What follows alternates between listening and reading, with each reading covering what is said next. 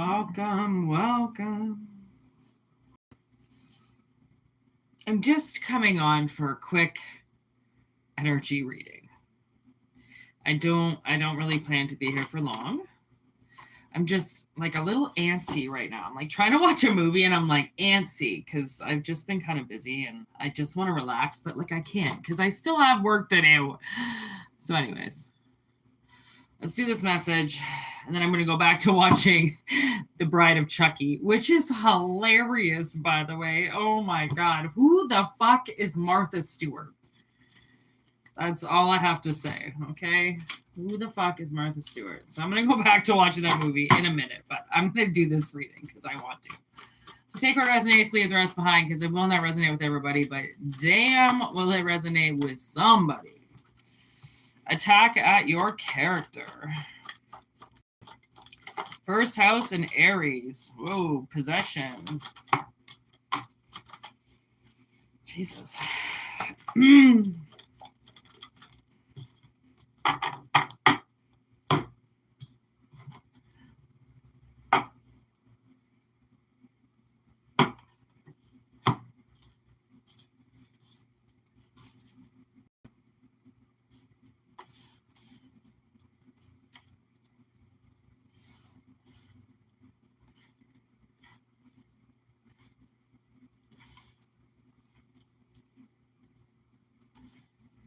All right. Basically, what I'm getting right now is that you are dealing with somebody who you have been very, very generous with. All right. Somebody who you've given a lot to, somebody in your past, could be recent past. I just heard they took you for granted.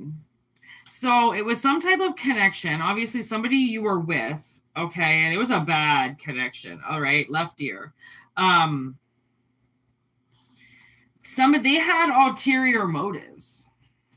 Okay, so and then this one ring, this possession. Okay, this is weird because it kind of seems like attack at your character.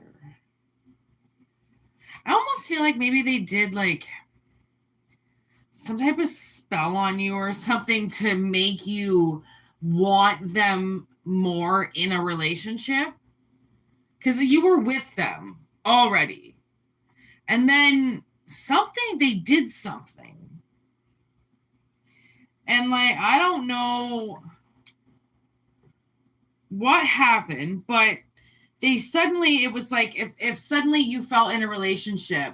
I just looked at the eyes of my snake shed up there. Well, not my snake shed, but okay. So it's like I could see through the eyes of somebody. Like they got the attention of somebody. They got the attention of somebody, and then it wasn't enough. That's what I'm getting. It wasn't enough attention. So they conjured, I just heard, all right, that's a word I don't usually hear. They conjured heavy communication. So like I'm having major back problems right now. So I'm also not going to be on here for very long because of that. Holy fuck. It's like the second I sit down in like weird places, my back is just like, fuck Whitney. Yeah, I hear you loud and clear, buddy. Okay, so like what the hell did they conjure? They conjured something. I just don't know if it, yeah, okay. I was like, I don't know if it's demonic or something. Bifron. Marbas. All right, so 10 of Wands, the Hangman. Oh, you little bitch. Okay, forcing somebody to stay in a relationship. There's Strength, 9 of Swords, and the 3 of Pentacles. Orbeus, Luray, and Vine. Okay, so it's not even like I don't even think it's so much so that they conjured some type of spirit or something, like they maybe want to fucking act like they did. Okay, so Bifron's, okay, you know what he does? he lights the corpse light that's above the graves, all right? And he moves bodies so that souls may be stolen. All right, if you look at his picture, he's just like kind of holding up a carcass, okay? Because he's moving a body, so then a soul can be trapped. He's a little son of a bitch, all right? He's a little tricky motherfucker. Okay, so I feel like with Gemini energy, lovers, I feel like this was somebody's lover. Okay, so they got with you, but they had ulterior motives. Okay, so they were also warned about doing this. Okay, I don't know if you're still with this person or not, but the whole reason why you were with them for as long as you were, if you didn't really want to be, is because they were forcing you to be there. Okay, they like removed your soul from you, or they did, I think they did something with your soul. So because if you didn't have your soul and they trapped it, then physically your body is not going to want to leave without knowing where your soul is. So it's just going to stay there, captive, like the hangman. Okay, so with my precious, it could have been like they could have, you know what I just saw? You dirty bitch. I don't know if somebody had a ring, literally had a ring that they would wear, or maybe they bought you a ring. That ring was the possession. What the fuck is happening? Oh my God. This just shifted. Okay. And now I'm getting, it kind of went bad for somebody. Like somebody got sick. Doctor checkup. Like somebody got sick. And then maybe you had to take the ring off. And then every time you took the ring off, you would probably feel better. But then she'd be like, where's your ring? And then you put it back on. And then it's like, you might get headaches again, or feeling nauseous again, or I don't know. This is fucked. I do not like how this is playing out. Considering, I don't even know if there's anybody in the chat. Well, I think there is, but I don't know. Heavy blockages. What did somebody just bring into my life? What the fuck? Your identity, now my nose is getting itchy. Your identity twice here has been seriously like questioned by somebody, which means that they put an identity onto you and they took your identity away.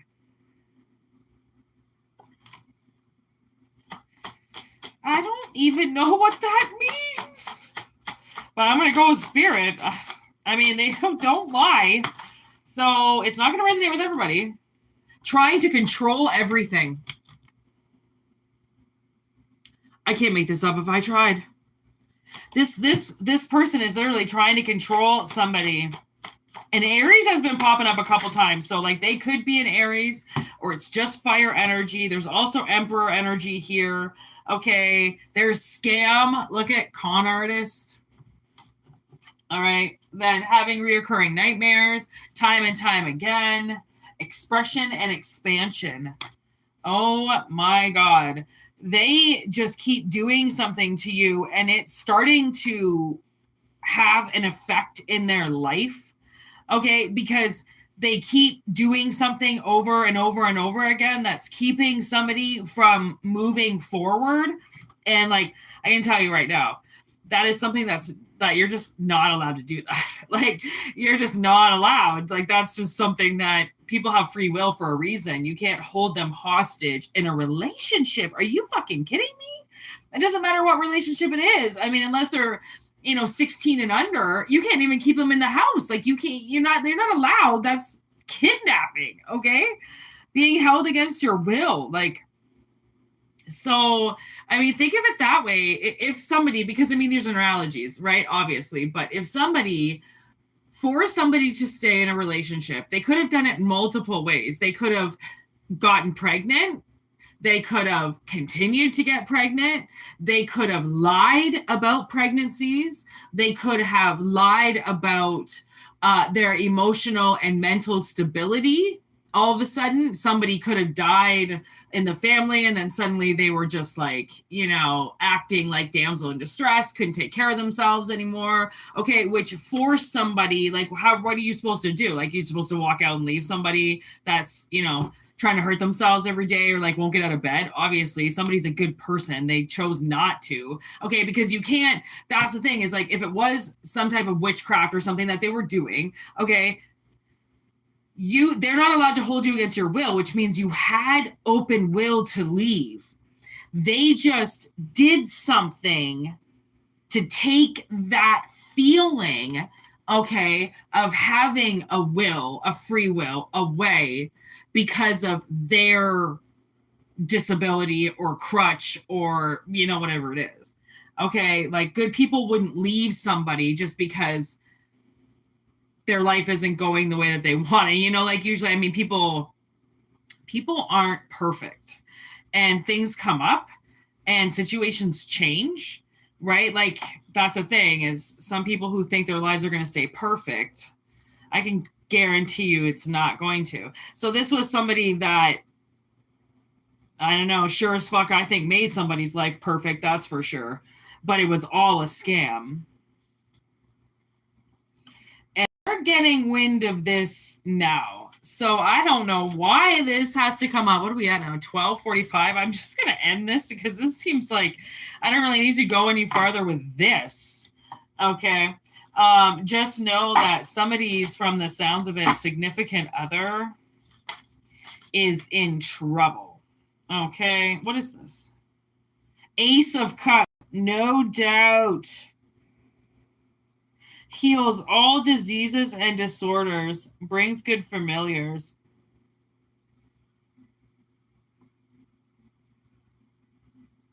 So, like, obviously in time, like, you're going to forgive this person and this person's going to heal. But, I've been doing a lot of like Reiki sessions, and we did a Reiki session the other day and about with heavy energy that's around and stuff, and people that put heavy energy on you. And when we removed the heavy energy, what we did was we, instead of just sending it back and returning it to sender and going, fuck you for fucking with me, we transmuted the energy and sent it to the light instead. So what that ends up doing is it takes these parasites and these succubus energies and it forces them to change into a better being, right? For the greater good, as opposed to shoving it back in their face, like, you bite me, I'll bite you. Instead of biting back now, it's like, you know what? You just, now you have to go and do whatever you call that, like, soul searching, or now you have to go to heaven and and go to church. Like, now you have to be a better person. Like, it forces them to change, and it forces them to see the fact that there's something that they need to change, right? And it will mean that something in their life will happen where possibly the life gets taken from them for a moment and they see death. Or, I don't, there's so many ways that it can happen, but a lot of times when people are taking their life for granted and everybody around them, they get a swift kick in the ass. And that usually is a little, like, death shows itself and lets them know, hey, by the way, I'm right here. You want to keep fucking around? I am right here. Like, don't forget that. And we should never forget that death is right there, right? There is no guarantee. And that's why, I really love the whole concept of live for today, because there is no guarantee with tomorrow. Like, I don't put off what I can do today, tomorrow. And the other day I was going to do a tattoo, and I went, no, you know what? I'm going to do it tomorrow.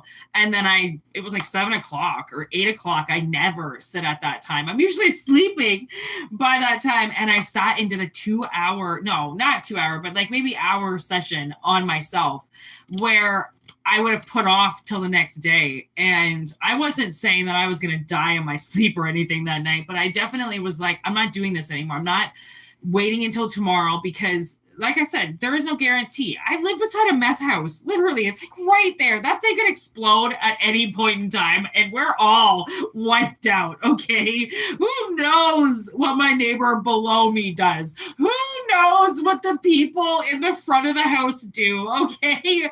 My sister and I are the only ones that have jobs, okay? That, like, legit jobs where we get paychecks, okay? Nobody else does. Nobody else here has a car. Nobody else here has anything living in their apartment other than a security dog, okay? So there is never a guarantee that I'm going to see the next day.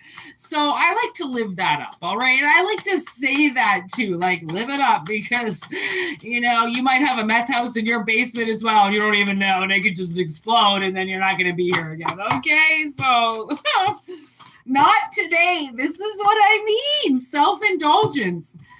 Today, self-indulgence. I mean, literally exactly what I was saying. Self-indulgence, okay, that's kind of funny because it is focus on self, self-worth, time to heal, shadow work, and self-appreciation. Okay, so to live by the rules of not today because you're too angry or too tired or you just want to put it off or blah, blah, blah, right? We now self-indulge, which means we focus on the task at hand, right? We've taken our time to heal. We've done our shadow work. We appreciate ourselves enough to do what we can do today, instead of putting it off until tomorrow. Okay, so now we've got talking on the bottom of the deck. So it's interesting because I feel like somebody might be angry with you, okay? And this person might be dying. All right, what up? All right, this person might be dying. And it's one of those things. Oh, you know what? Oh my God. I was I was working and listening to Spotify today. And I don't know what the hell my sister had going on with her Spotify. But then Our Lady Peace came on. And a song called 3 a.m. You know that song? And a phone call made me realize I'm wrong. You know that fucking song? And his dad dies, right? And it's kind of one of those things. I was listening, there's this other song that came on the other day about somebody's freaking father, and they died before they got to say they were sorry to their dad or some shit. Okay, and so I don't know, maybe somebody is angry with you and they get some type of really bad news, okay, about something going on with their health or something, and they reach out to you, and I don't know if you're still going to be angry with them. And I'm not saying talk to them because they're going to die. That's not, if somebody hurts you, I mean, I would never say, you know, maybe you should talk to them because they're going to die. Quite frankly, if my mother died right now, I wouldn't give a fuck if she said anything to me. I'd rather her just not say anything. Take it to the fucking grave at this point, bitch. Same with my father. You got anything to say at this point in time? Take it to the fucking grave. I don't care. I've said my piece. I've said everything that I wanted to say to them. They don't speak to me. I don't give a fuck, right? Some people, they don't care, okay? And I mean, my mother's battled cancer for a long time now. Like, I don't even know if she's alive. She sent me a suicide letter years ago saying she was giving up on life because I told the world about her husband. I don't fucking know. I don't really fucking care. You know, you want to stay with a pedophile for 40 years, that's your fucking prerogative. That's not mine. Okay, so not everybody who's on their deathbed and dying, you're going to give a fuck about. Like, just because they want to reach out, of course they want to reach out. They're about to die. They have no choice. They want to clear the karma. They want to clear the debt. They want to clear their conscience. Like, but like the fuck you care. Why would you? If you don't want to care, don't care. Okay, stabbed in the back. This is what I'm fucking talking about. Like, why would you care? Right? If somebody hurts you this bad, right? But at the same time now, okay, I get somebody's vengeance or like anger towards something. But at the same time now, I'm like, you know, when my grandfather was dying, he never called my sister and I. I didn't really even know my grandfather. And my uncle told a story because, of course, Of course, my married-in uncle was at the hospital. Not his granddaughters, though, but the married-in uncle was there. And my grandfather asked him for a cigarette. And he had had a cigarette for years. And he asked fucking uncle for a smoke. And my uncle said, no, not giving you a smoke, blah, blah, blah. My grandfather died that night. And I thought, fuck you. Like, I would have even gotten him a smoke. Like, who the fuck are you? You think one cigarette's going to save the old man's life? And then he tells the fucking story at his fucking funeral.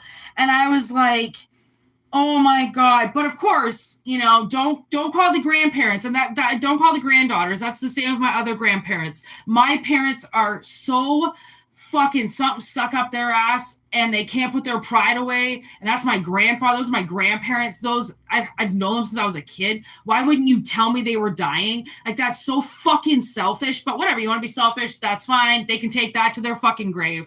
But you don't let somebody say goodbye to somebody or do the right thing. At the same time, it's like, is it a catch-22? You know, is it one of those things after somebody hurts you so bad and then suddenly, you know, lightning fast, they just take a toll? There's the Grim Reaper, and it's in reverse. It's not a good thing. Okay, he's coming because he wants somebody. Okay, and this person, I think, is looking at death. I think they're staring at death. And I think it's terrifying to them. And I think that they believe that if they reach out to you and they apologize to you, sunglasses, they say, you know, what they did, it'll clear them in some way and it will bring them peace. But will it bring you peace? You know, will it help you in the long run? Or is it just going to put their guilty conscience onto you? Because that's another thing, right? Are you going to let them put their guiltiness onto you? Ooh, like, I like you in reverse with transcending obstacles, getting the fuck away. Like, I feel like this person has gaslighted you for most of your life from the looks of it. They never focus on you. They never cared about what was going on with you. So the fact that they want you around now because they're dying, of course they would. That's what I mean. Of course they would. That's your typical narcissist on a deathbed. I mean, unfortunately, like, I don't mean to laugh like I think it's funny. I just laugh because I find it really fucking sad that it's just a vicious cycle that's just going to keep going on and on and on. You know what I mean? Outdated thinking, replaying events over in your head, conditioning. See, like, this person is outdated. What they think, they've been conditioned. Maybe that's the thing, is maybe it's a cycle in their family that people on their deathbeds say that they're sorry, and people on their deathbeds, you know, talk about what they did, but not until they're on their deathbed. And you're like, I don't, like, this is going to end with you. Like, I know what you did. You don't want to admit it until you're on your deathbed. Let that end the cycle. Honestly, I mean, I've thought about it a few times.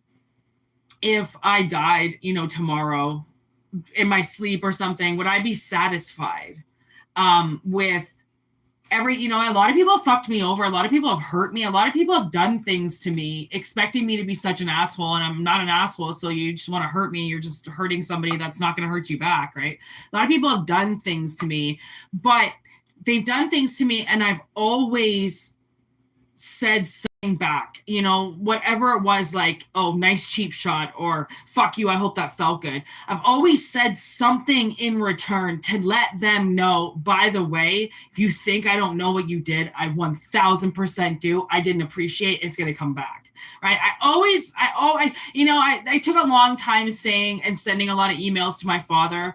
His father, I don't know if he's dead yet, but has prostate cancer. So I believe, you know, it'll go into my father as well. I don't think my dad has a very long life, and my mother could be dead already. I don't really know. So that's why in the last few years, I knew that their health was not going to be good. So I got it all out, you know, like everything about the ones that they married, everything that they did. And the only, you know, my father chirped back a couple times. My mother never said anything. And, I kind of made it so then if anything did happen, I wouldn't be left with anything like, oh damn, I should have said this, or oh damn, I should have said that. Like my father's threatened to call the police a couple times, saying I'm harassing him with my emails about how I feel about what he's done in my life.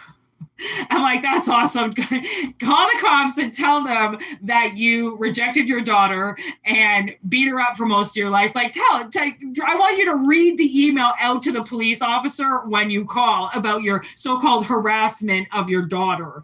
Okay. Like, I really wanted to make sure that my father played the right moves, right? Like he always did. So then I knew that he was still a child. I know he's a child.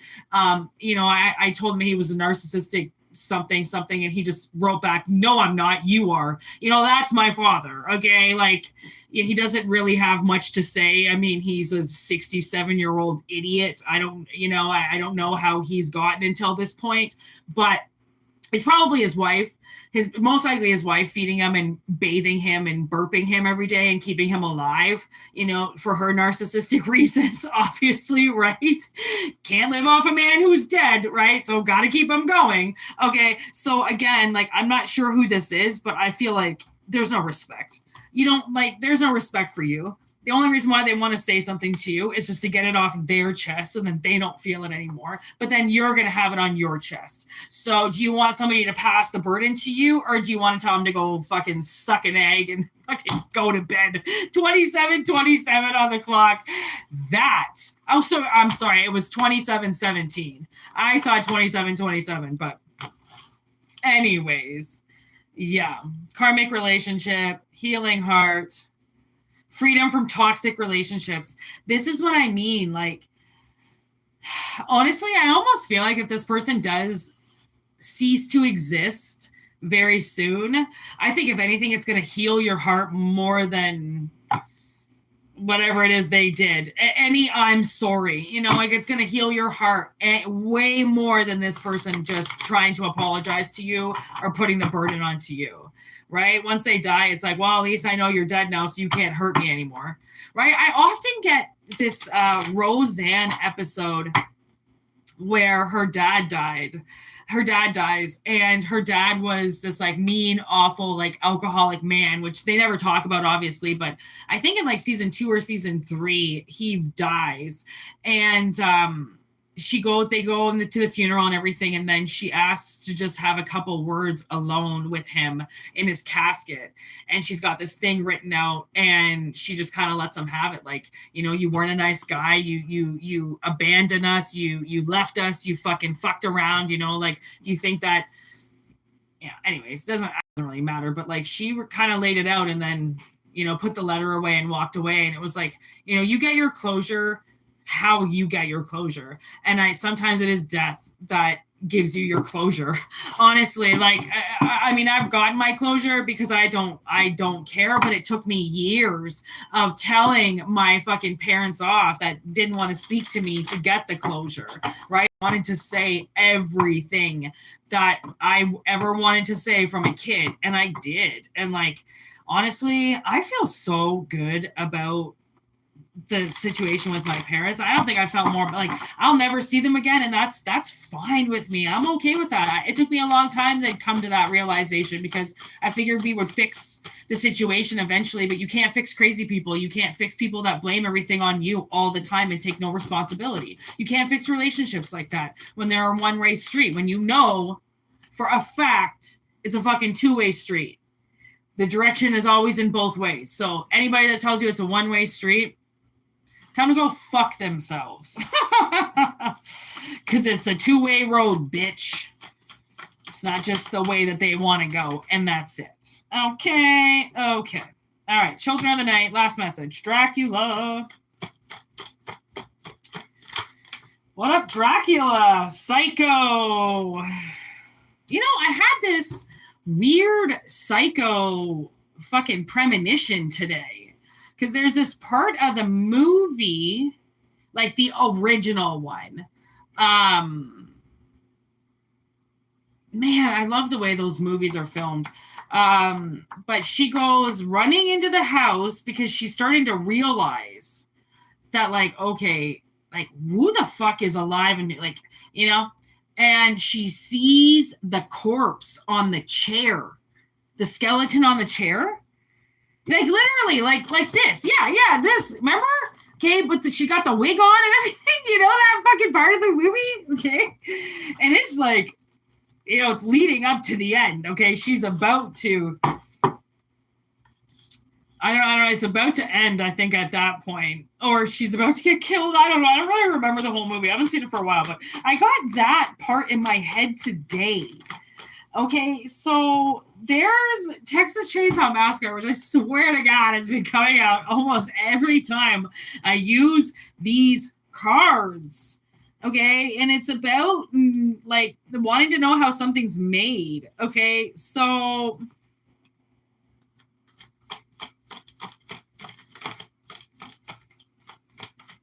what's controlling somebody? What's driving them to kill?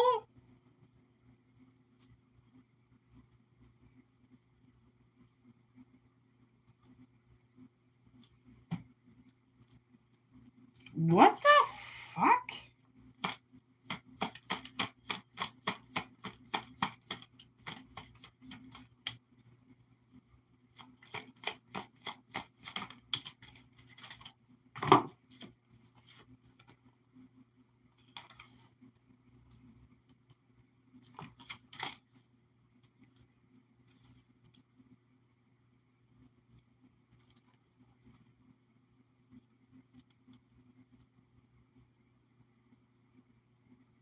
I don't know. I'm kind of feeling like it's possible that somebody should, I don't know, do some research about possession.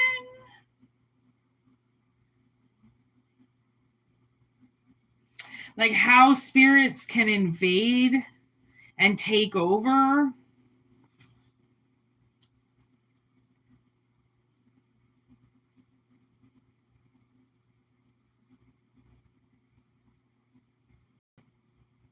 I don't know. Okay, this is a kind of a strange message, so just take it if it resonates. If it doesn't, don't worry. I kind of feel like somebody's child might be in danger when it comes to going to a friend's house. Like,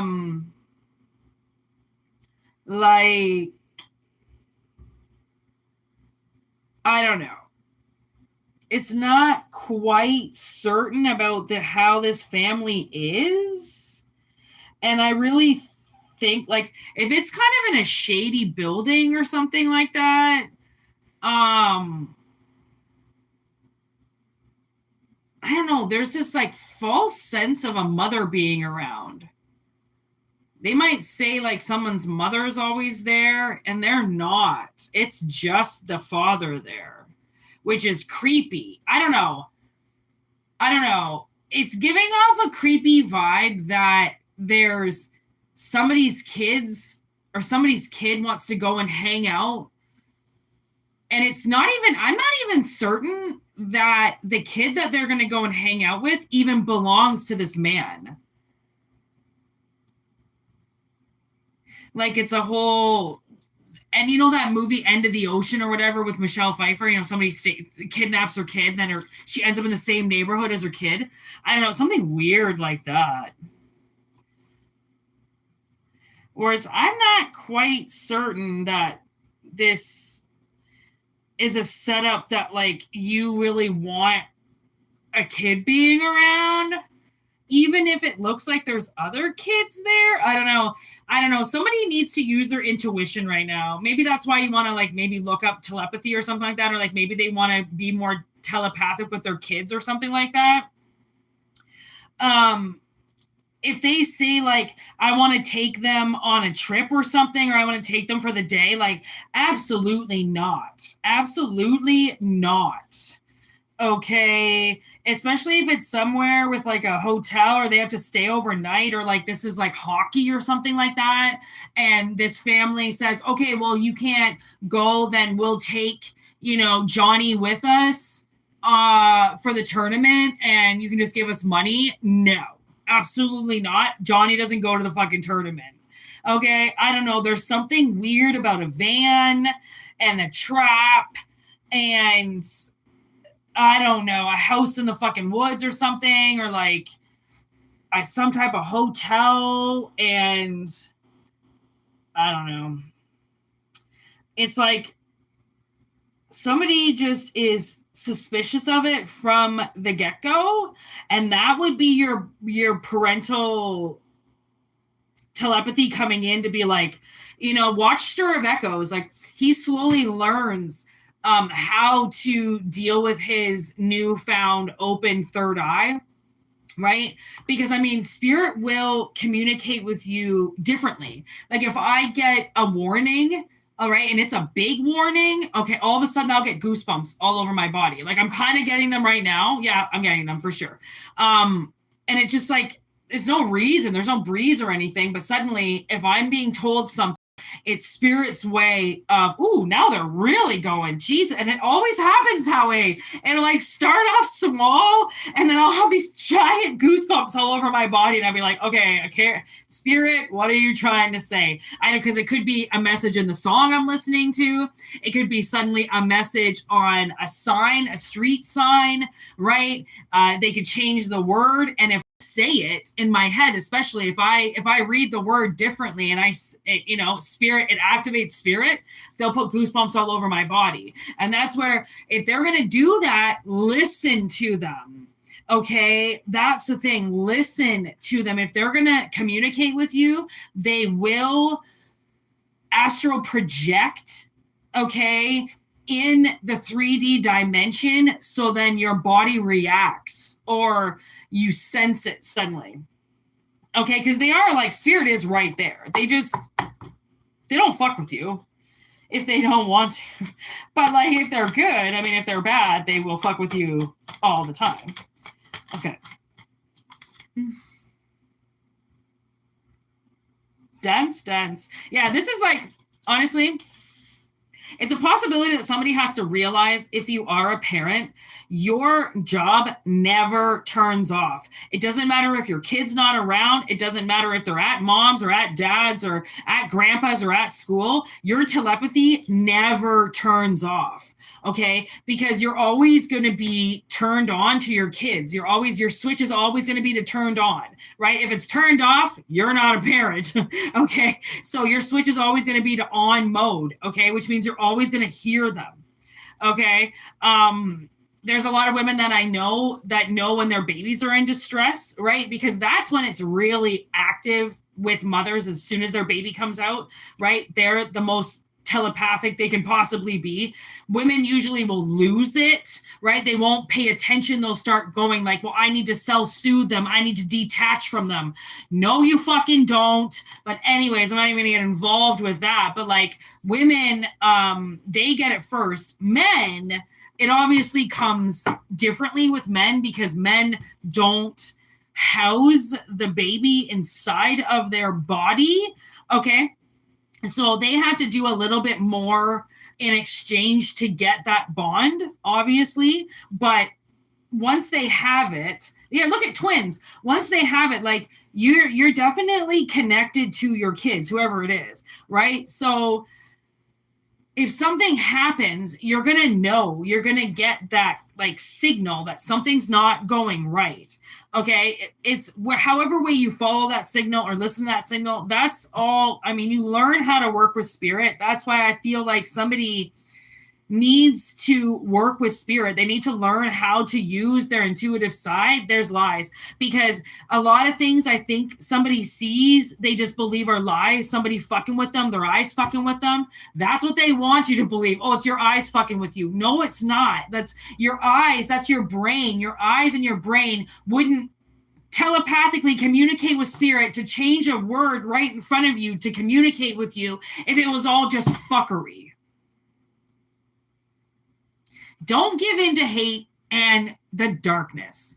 Okay. It just don't even do it. There's family. There's a lot more of a bond here than what you think. Okay. And it's just something that there's love. It's just something that never goes away. Oh my gosh. I'm literally watching The Bride of Chucky.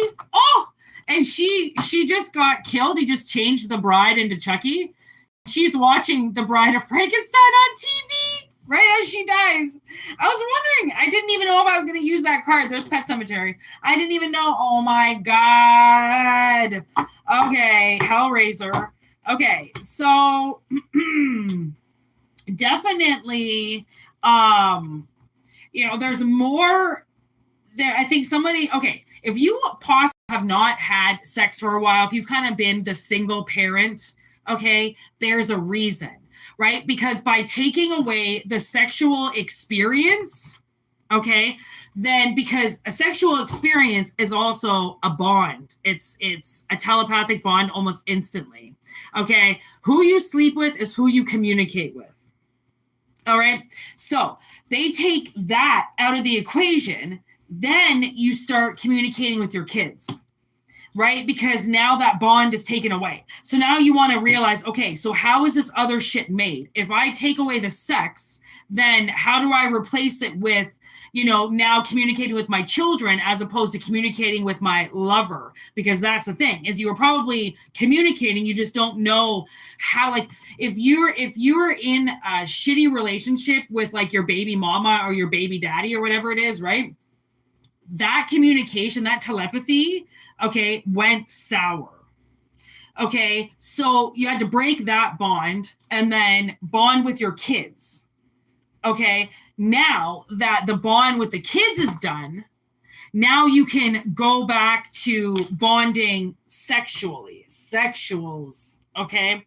And let me tell you, once you open up your third eye and really learn how to communicate energy-wise, right? Which is basically just keep a positive fucking energy around people. It ain't hard, okay? If you don't want to be around somebody, don't constantly sit there saying, I don't want to be around you. I don't want to be around you. Maybe just get up and fucking leave, or say, okay, like it's the change of energy. Even if you're saying it under your breath, that person who's around you can feel that.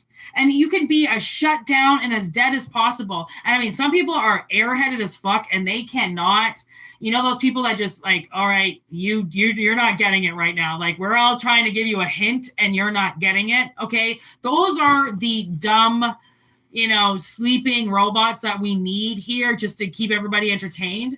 Once you're not a sleeping robot anymore, then you'll realize that like now there's certain people you can't be around. Now there's certain people that once, I don't know, sometimes you'll just feel weird around because they start to feel weird.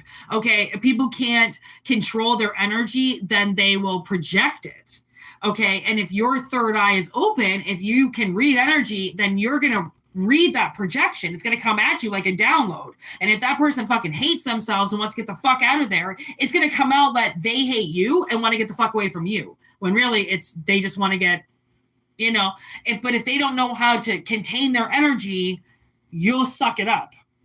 Okay, so by taking away the sexuals, you learned how to center yourself, ground yourself, right? Without having another energy come inside of you or you go inside of them or whatever it is, okay? Without hide and go seek anymore, you learned or will learn how to communicate telepathically.